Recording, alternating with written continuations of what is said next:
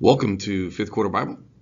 In our Return from Babylon teaching series, this will be lesson 9, our intro video, covering the book of Nehemiah, chapters 6 through 8.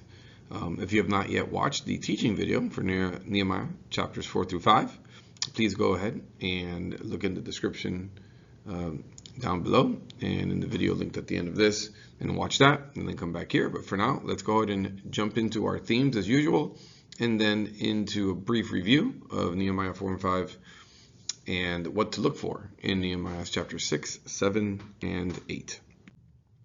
So as always, our primary overarching theme is the faithfulness and sovereignty of God in keeping his covenant promise to bring salvation to all the people groups of the world through the promised seed of Abraham and before him, Eve. God had made a promise back in the garden, Genesis 3:15, carried it through his promise to Abraham, that we see first in Genesis chapter 12, various covenants in between those and after those, leading up to the fulfillment and the bringing of what we're going to call the new covenant, which is fulfilled in Christ, bringing salvation to all the people groups of the world through the Messiah that came through the Jewish people. And that's essentially a description of that theme. So we see God as a covenant-keeping God, again, all the way through the Old Testament. In this return from Babylon is a key time where we see God keeping that covenant very clearly. He's sovereign in his judgment before that brought them into exile, and now sovereign in his restoration of Israel as well, in the same way that he is sovereign over his creation, both in judgment and in salvation and restoration of his people there. We've seen continually this biblical theme of the remnant here. We'll continue to speak of the remnant now and what is going on with them during this portion of their return. The temple, of course, was more the first half, I would say, of our teaching series. At this point, the temple is complete. We are dealing with the city and the walls around it, but of course that is going to affect temple worship. But the temple is equivalent to the presence of God, which is why it was critical for it to be built. We see the primacy of the word of God. We will see that again today as not just through Nehemiah and his dedication to the word and prayer, but we'll see Ezra is introduced here. Of course, we already covered the book of Ezra and Ezra's ministry in a sense. Again, it overlaps with Nehemiah, so we'll see him brought up now in the latter portion of this lesson here. And finally, the avoidance of idolatry. We've dealt with that in several chapters, whether it be intermarriage and things of that nature, where we're trying to avoid what got them into the judgment and exile to begin with, which was idolatry. Okay, so that being said, let's do a quick review of Nehemiah 4 and 5. All right, so beginning towards the beginning of 4, we saw that the opposition to the Jews and the building of the wall only intensified as they progressed. This would be from the enemies surrounding them, Sanballat, right, who was essentially, leader of what we would end up being the Samaritans, and then we have Tobiah there as well, and we saw how they were surrounded on all sides in that last lesson. So through this, the remnant will join their leader Nehemiah in prayer. Okay, and they will now have a mind to work. I apologize for the typo there. Obviously, they should be all together on the screen, but they now have a mind to work. They're following their leader, just like they followed their leaders before Nehemiah got there, into into various, whether it's idolatrous things or just general laziness and lack of concern for the things of God, the walls. Now they're going to follow their leader into these things, including prayer. In this case, we know Nehemiah is a man of prayer. So the enemies of the remnant, right, God's people that he brought back, will try to plot and create confusion amongst the people, which is a satanic tactic. But the plans will never come to fruition because God will frustrate their plans, because God has his hand on Nehemiah and on his remnant at this time to bring forth, right, his restoration and salvation. And so in addition to prayer, which is the primary thing, Nehemiah orders the Jews to practically defend the walls in the city as they're being built. And that's we talked about that, right? They're building with one hand, they're defending themselves with the other. Many of you have heard this maybe since you were kids when it comes to the Nehemiah story. And so we see Nehemiah, a man of prayer, be a very practical leader as well. extremely good leader, organizer, etc. And so during this time, though, because of everything coming against them, there will be discouragement due to how difficult the work is, the threats of the enemies, even other Jews in other parts and surrounding areas around Jerusalem and Judah will kind of be telling them, why are you guys there? Just come be with us. Come be in these other places where you could be comfortable.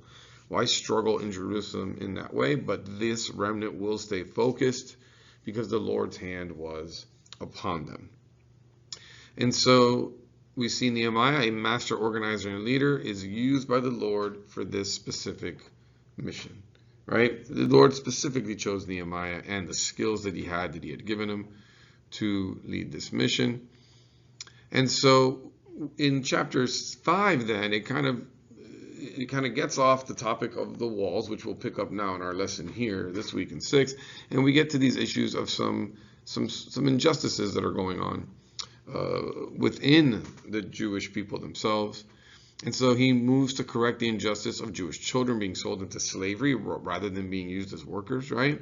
The charging of interest on debt that the nobles and officials are imposing on some of the people. Remember, there's a famine at this time, so the people are being taken advantage of by their own leaders. And so Nehemiah, led by example, he purchased many of these Jews that were enslaved back. He had the nobles agree, and he followed up to make sure that they would agree to stop charging interest. This was against the Old Testament. And on top of that, Nehemiah himself was personally charitable. He refused to take administrative benefits that were due to him for the good of the people. He didn't take advantage of the people the way previous leaders had. And we're not talking about the leaders, again, way back 100 years before, like Zerubbabel. We're talking about the leaders before he got there that allowed the city to fall into the state of disrepair that it was in. Okay? And then finally, Nehemiah was there to serve and not gain. All right, so that's our review now. These are the things to look for as you go into Nehemiah chapter 6 through 8. So Nehemiah chapter 6, look for the deception and the discernment that is going on in chapter 6. Look how it is that the enemies of Israel, the enemies of the Jews, are going to try to deceive them. And look at the discernment displayed by their leader Nehemiah, and try to see if you can see some in the people too. Okay, look for specific things, like I'll call it fake news. Okay, and to use a term from our time now, the deception there. How are they using false reports to create, right, to deceive the people, to discourage the Jewish people? Look for a traitor. There's a traitor in the midst here. So look to see if you can find who that is. And look how the Nehemiah depends on the Lord to strengthen him. Nehemiah has often propped up this great leader, this great organizer, yes, but he turned to the Lord for strength. That's where he got that strength, to be that kind of leader. Okay. Notice here you'll have a second imprecatory prayer. We talked about what that is in the last lesson. So if you don't know what an imprecatory prayer is, go back and watch lesson 8, and that's where we have our first one. So look for the second one here. The wall will be finished despite all the opposition. So see how the wall is finished, when the wall is finished, some specific details about how the wall is finished. And finally, it's going to mention some of the Jewish people being bound to this man Tobiah the Ammonite. What is that about? We know he's one of the enemies. In what way are they bound, and why is that a problem? And maybe think about how we could avoid being bound to people like this. Okay, so chapter 7 now. So in chapter 7, city living. What's the problem? They're having a problem. The city is underpopulated. So why? So kind of read through that and see if you can figure out maybe what's going on there, what the problem is. And then the rest of the chapter is really a long list of returnees. What would be the purpose of this list? We've dealt with several lists in this teaching series. And so maybe go back in your notes on those and review and see if you could pick up a little bit on what's the importance and significance of this list of returnees. Okay, so that's primarily what the rest of chapter 7 is. And so see if we can figure that out. Now transitioning to 8. Okay, so in 8, we're going to get the reading of the word. Now, Nehemiah was a man of prayer and a man of the word, but again, he was not a priest or necessarily a preacher or teacher of the word. He was a leader, a godly leader, and a man of prayer. But here we're going to see Ezra introduced in the book of Nehemiah.